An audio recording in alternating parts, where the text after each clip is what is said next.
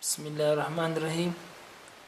It is a laser counter, in which we have used a counter, optocoupler, transistor, LED, resistors, and one LDR and one pointer, laser pointer. Now let's start the experiment.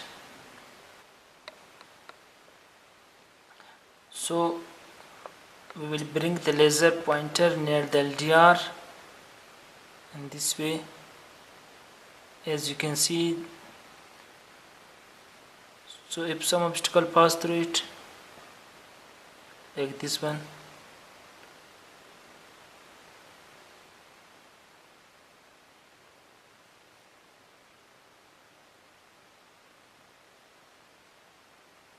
and this way the counting will start it when they cross through the laser way. You have to fix the laser in such a way that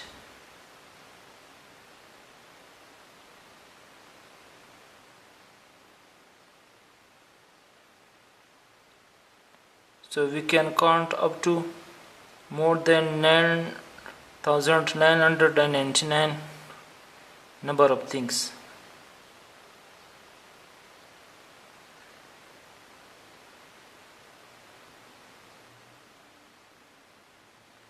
Thank you for watching our video.